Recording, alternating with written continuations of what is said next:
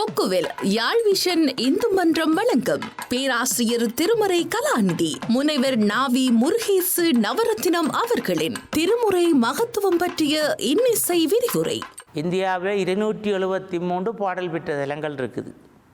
அப்போ மொத்தம் 50 தலத்தோடு சேர்த்து 278 பாடல் பெற்ற தலங்களுடைய பாடல்கள் கிடைத்தது.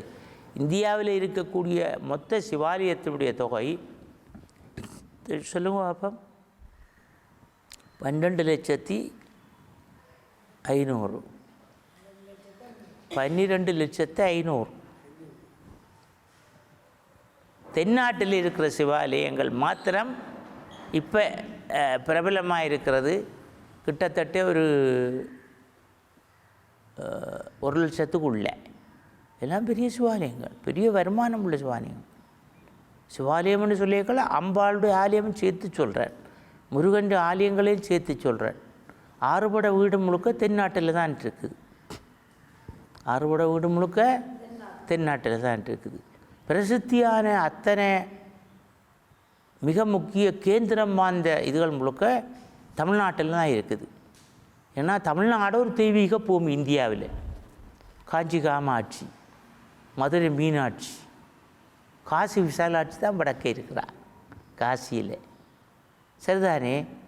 மற்ற இங்கால திருவள்ளிமலையில் திருராமேஸ்வரம் எல்லாம் எல்லாம் தென்னாட்டில் தமிழ்நாட்டில் தான் இருக்குது. திருச்செந்தூர் எல்லாம் தமிழ்நாடு. முருகனுடைய படை வீடுகள் இங்கே பாருங்கள், முதல்ல இருந்து வரும். திருப்பரங்குன்றம், சுவாமிமலை, பயம் முதிர் சோலை, பயம்னி, திருச்செந்தூர், திருத்தணி, இதுதான் 6 பட வீடு. இவ்வளவுதான் 6 பட வீடு. இந்த 6 பட வீட்டை தவிர முருகனுடைய தலங்கள் பல லட்சம் தலம் இந்தியாவில் இருக்குது. அது எல்லாம் புகழ்பெற்ற தலங்கள். விராலிமலை, எட்டுக்குடி, வயலூர், எல்லாத்துக்கும் திருப்புகழ். அந்த மாதிரி அருணகிரியார் 16,000 திருப்புகழை பாடியிருக்கிறார். இந்த 6 படை வீடு தவிர ஏனைய தலங்களுக்கு எல்லாமா சேர்த்து 16,000 திருப்புகழை பாடியிருக்கிறார். 6 அருணகிரியார். அதில் கிடைச்சிருக்கிறது எல்லாம் சனங்கள் வேண்டி வச்சுட்டு அப்படியே விட்டுட்டுதம்மா. ஏட்டில் இருந்தது அந்த காலத்தில். அந்த ஏட்டை வச்சிருந்தாக்கள் அப்படியே வச்சுட்டு போக, இதுகள் கடலுக்கு அவங்க மறைந்த உடனே ஒரு இந்தியாவில் உள்ள ஒரு மரபு, அவர் பாவிச்சு எல்லா சாமானையும் கொண்டு போய் கட்டி போட்டு கடலில் எறிஞ்சிடுறது. பொருள் எல்லாத்தையும், அவர் உடுப்பு, பாவிச்ச உருத்தராகத்தில் இருந்து பாவிச்ச நூல்கள், ஏடுகள், எழுத்தாணிகள், அவர் எதை பாவிச்சாரோ எல்லாத்தையும் வடிவா பாசலில் கட்டிட்டு கொண்டு போய் ஒரு நல்ல நாளில் மழை தாளத்தோடு கொண்டு போய் கடலில் போட்டு கும்பிட்டு வந்து, அது சரியோ புள்ளியோ தெரியாது. அதில் இந்த ஏடுகள் எல்லாம் அழிஞ்சு போச்சு. சிலது அப்படி செய்ய முடியாத ஆக்கள், அதுகளில் வசதி இல்லாமல் இருந்திருக்கலாம். அப்படியே இருந்த வீடுகள் சிலது தப்பிச்சிருக்காண்டது. அதில் இப்போ ஒரு 1,600 திருப்புகள் கிடச்சிருக்குது. 16,000 திருப்புகளில் நான் பாடினேன் சொன்னேன். மொத்தம் தேவாரங்கள் 49,000 பதிகங்கள். எவ்வளவு? இந்த தேவாரம் திருவாசகம் அல்ல. திருவாசகம் 51 பதிகம் பின்னுக்கு எடுத்திருக்கணும். ஆனால் 51 பதிகம்தான் இது கிடைச்சிருக்குது. சிவன் எழுதின அந்த என்ன சொல்கிறது ஏடு. ஆனால் இது 49,000 பதிகம். ஞானசம்பந்த பெருமான், திருநாவுக்கரசர், சுந்தரர், இந்த 3 பேரும் பாடியதுக்கு பேர் தான் தேவாரம். மாணிக்கவாசகர் பாடியதுக்கு பேர் திருவாசகம். திருமாளிகைத்தேவரிலிருந்து சேந்தனாராக உள்ள 9 பேர் பாடிய அந்த பாடல்கள் பேர் திருவிசைப்பா, திருப்பல்லாண்டு. என்னது? அடுத்து அது 9வது திருமுறை. 8ஆம் திருமுறை திருவாசகம் சொல்லிட்டார். 10ஆம் திருமுறை 3000 பாடல்கள் கொண்ட திருமந்திரம். அதை பாடியவர் திருமூலர். யார்? திருமூலர். 11ஆம் திருமுறை சிவனில் இருந்து நம்பியாண்டார் நம்பியராக 12 அருளாசிரியர்களால் பாடப்பெற்றது. கிட்டத்தட்ட 40க்கும் மேற்பட்ட பிரபந்தங்கள். எல்லாம் பெரிய பெரிய அது நீங்கள் பார்த்தீங்கன்னா அது பெரிய விஷயம் இதில் இருக்குது. நான் எடுத்து சொல்கிறேன். இது இவ்வளவு சேர்ந்து தான் இப்போ தற்சமயம் கிடைச்சிருக்கிறது பூமியில். இந்த 49,000 பதிகத்தையும் 10ஆல் பெருக்கினா எவ்வளவு? 1010ஆல் பெருக்கினா எவ்வளவு? 10,000. சரியா? 1010ஆல் பெருக்கினா 10,000 பாட்டு. 40,000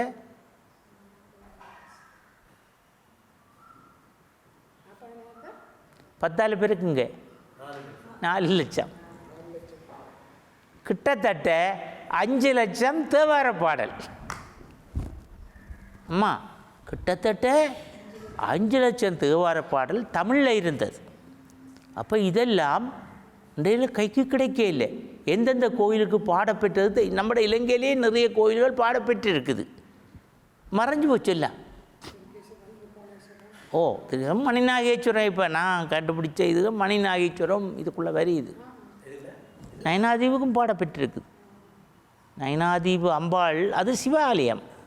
அது அம்பாளுக்குரிய எல்லா சிவாலயத்திலும் எல்லா அம்புகளுடைய ஆலயத்திலும் சிவன் இருக்கிறார். தனியாக அம்பாள் இல்லை எங்கேயும் வேர்ல்டில். எல்லாம் சரி. அன்றைக்கு 3 பேர் வந்தவன். ஓ, நம்ம பார்த்திபனும் வந்தவர் கூட்டி கொண்டு வந்தால் நானும் போனேன். சூரியனார் கோயில் ஆதீனம் தருமபுரம் இங்கത്തെ திருக்கதீஸ்வர கிளையினுடைய தலைவர். மற்றது மற்றது அதோடு சேர்ந்த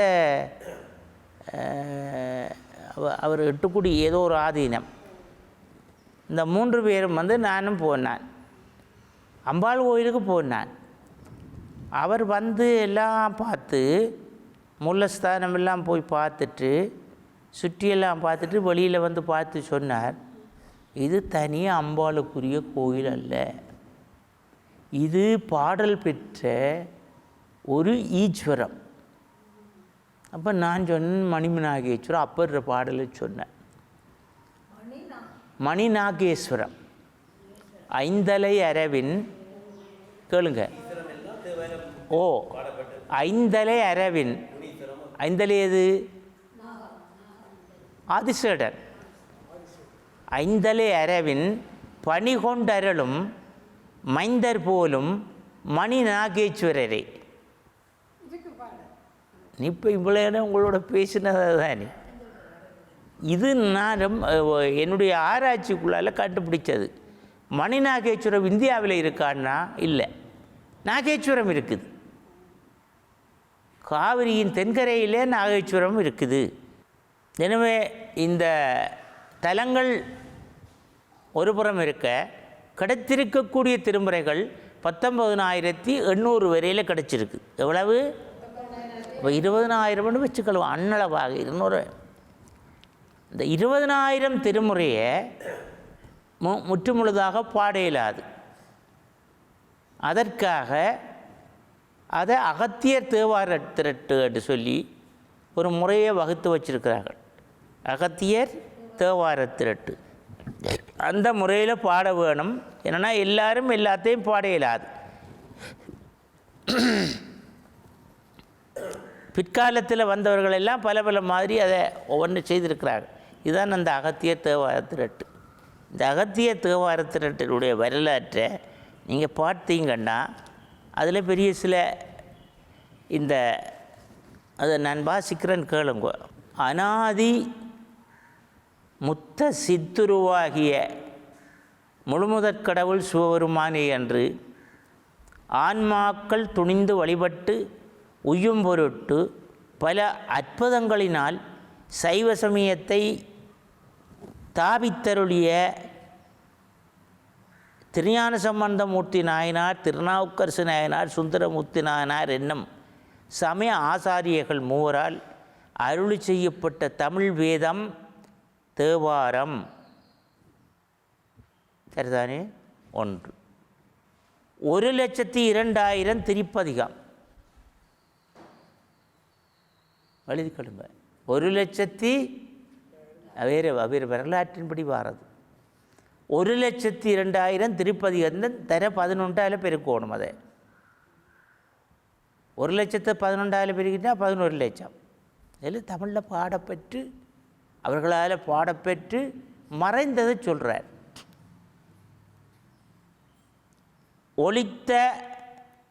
ஒளிந்தவை இறந்து போயின, இவையெல்லாம் அடிபட்டு போச்சு. இப்போ நான் சொல்கிற 1,02,000 திருப்பதிகங்கள் அழிந்து போயிட்டுது. 797 திருப்பதிகம் அவர்களுக்குள்ள அதுக்குள்ளே இந்த 1,00,000 எவ்வளோ சொன்னான்? 1,02,000. இதுதான் இது அவர்கள் பாடிய மூவரும் பாடிய பாடல்களுடைய பதிகம். அம்மா திருப்பதிகம் பாடல் இல்லை, அதை வடிவாக நிதிக்கழுங்க. இவற்றுள் 790 பதிகம் உடையது. அவைகளுள் 797 திருப்பதிகம் ஒளிந்தவை இறந்து போயின. இவர் சொல்கிற இவற்ற காலத்தில் இந்த இந்த நூல் ஆசிரியற்ற காலத்தில் 790 பதிகம் இருந்திருக்கு. சரிதானே? அதை எப்படி சொல்கிறாருன்னு பார்ப்போம். எஞ்சி நின்ற 797 திருப்பதிகங்களையும் திருவாரூர் அபயகுல சேகர சோழ மகாராஜாவுடைய வேண்டுகோளின்படி அவர் திருவாரூர்னு சொல்கிறார். தஞ்சாவூர்னு வரலாற்றில் இருக்குது. இது பாருங்கள், இது பழைய வரலாற்றில் திருவாரூர்னு சொல்கிறார். ஏன்னா திருவாரூருக்கும் அந்த சோழம் பேரரசுக்கும் தொடர்பு எழுதிருக்கு. தஞ்சாவூர் மன்னன் தான் திருமுறையை வகுத்தாரன்னு இருக்குது. ஆனால் இதில் திருவாரூர் அகத்தியர் திருவாரூர் திரட்டில் திருவாரூர் ஆண்ட சோழ பேரரசு தான் இந்த திருமுறையை வகுத்தார். நாங்கள் வரலாற்றை பார்ப்போம். திருவாரூர் அபயகுல சேகர சோழ மகாராஜாவுடைய வேண்டுதற்படி திருநாரையூர் பொல்லாப்பிள்ளையாருடைய மாணாக்கனாகிய நம்பியாண்டான் நம்பி இந்த 707 பதிகங்கள் 797 பதிகங்களை 3ஆக வகுத்தார். 3ஆக வகுத்ததாரு நம்பியாண்டான் நம்பி. இது எங்கே இருந்து எடுத்து வகுத்தது? சிதம்பரத்தில். அது பின்னுக்கு வரலாற்றில் வரும். இவை அடங்கன் முறை திருமுறை என்று சொல்லப்படும். கல்வி அறிவு ஒழுக்கங்களால் சிறப்பிட்டு விளங்கிய சிவாலய முனிவர் இவர்தான் இதை வகுத்தாள். அவ்வடங்கல் முறையினது மகிமையையும் அதனை நாள்தோறும் விதிப்படி சிரத்தியோடு பாராயணம் செய்யின் முத்தி சித்திக்கும் சிவசாயுச்சியம் உண்டு என்றும் அறிந்து தாம் அவ்வாறு பாராயணம் செய்ய ஆசை கொண்டார். ஆறு? சிவாலய மெயின் அங்கே தான் இருக்குது. சிவாலய முனிவர் சிதம்பரத்தை அடைந்து என்னைத்தான் விஷயத்துக்கு வருகிறது. 797 பதிகம் கிடைச்ச பதிகம். சிதம்பரத்தை அடைந்து கனகசபையின் கண்ணே ஆனந்த தாண்டவம் செய்துள்ள சபாநாதரை வணங்கி தமது கருத்து முற்றும் பொருட்டு மிக நெடுங்காலம் ஊனுறக்கமின்றி அருந்தவம் செய்தார். இது என்ன செய்கிறேன்னு தெரியாத ஒரு நிலை அவருக்கு. அப்பொழுது சபாநாதர் இவருடைய கனவிலே சிவாலய முனிவருடைய கனவிலே தோன்றி, சிவாலய முனிவனே, நீ பொதிய மலையில் இருக்கின்ற அகத்திய முனிவனிடத்தே போவாய் ஆயின் உன்னுடைய கருத்து நிறைவேறும். அப்போ என்ன சொல்கிறார் சிவபெருமான்? அகத்தியர் பொதிய மலையில் இருக்கிறார், உன்னோட கருத்து நிறைவேறுன்னு அவரோட போய் பேசு, அவர்கிட்ட போ, ஒப்புவி இந்த விஷயத்தை என்று ஓர் அசரீரி தோன்றியது.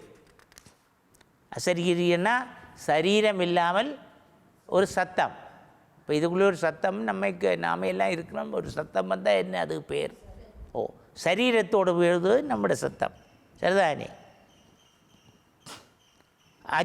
அவ் அசரீரியை அது கேட்ட சிவாலய முனிவர் மிக்க மனம் மகிழ்ந்து சபாநாதரை வணங்கி விடைபெற்று கொண்டு புதிய மலையை அடைந்து அகத்திய மகாமுனிவரை சிந்தித்து 3 வருஷங்கள் அருந்தவம் செய்தார்.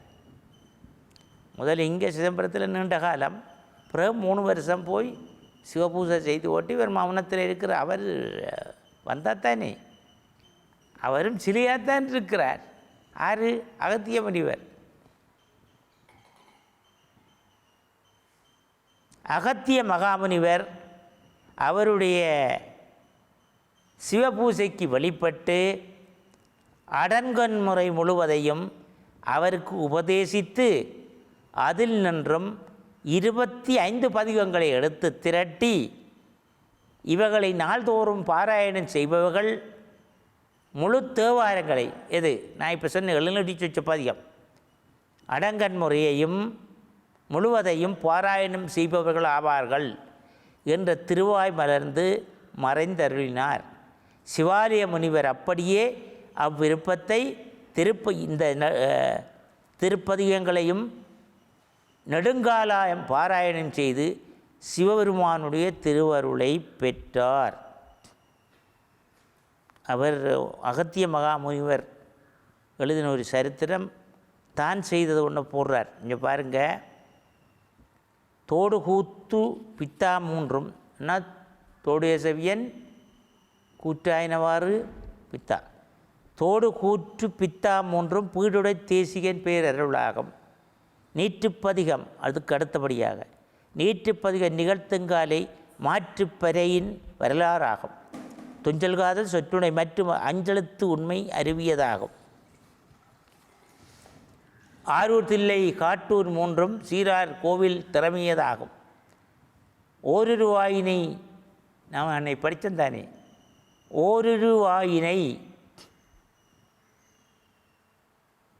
அரிய பாலை வடிவே மறுவாரென்ற வண்டமிழ் 5 திருவார் மேனி செய்தியதாகும். பொடியுடை அரவணை அந்தநாளன் அடியினை தந்த அருளேயாகும். பந்து வேற்றாதொன்று இவை நந்தவில் அரிச்சனை நாட்டியதாகும். நந்தலில் அரிச்சனை நாட்டியதாகும். வேகுலம் தில்லை என்னும் இவை 3 நாயனும் அடிமையும் நாட்டியதாகும். இப்பரிசு அகத்திய முனிவர் இருநிலத்தில் ஒப்பரு மூவர் ஓதும் தேவாரம் முழுவதையும் சிவாலய முனிக்கு அறிவித்து பழுதிலா அவையுள் பரிந்து எடுத்த 25 உயர் பதிகமும் அறிவுறத் திரட்டி எண்ணரும் அடங்கல் இவையாவும் உணரும் புண்ணியம் இவை கொடு பொருந்தும் என்றவன் தனக்கு அருள் செய்தனன் தகவுற. அதனால் தீதிலா இந்த அகத்திய திரட்டினை உவந்து ஓதின் அடங்கலும் ஓதுனர் ஆவர் அன்றே. இது அகத்தியர் சிவாலய முனிவர் சொன்னது. இப்போ இது அகத்தியர் தேவார திரட்டுன்னு இதுக்கு பேர். ஏன்னா முழுக்க பாட இயலாது. இப்போ இதில் அவர் சொன்ன பதிகங்கள் எல்லாம் இதில் இருக்குது.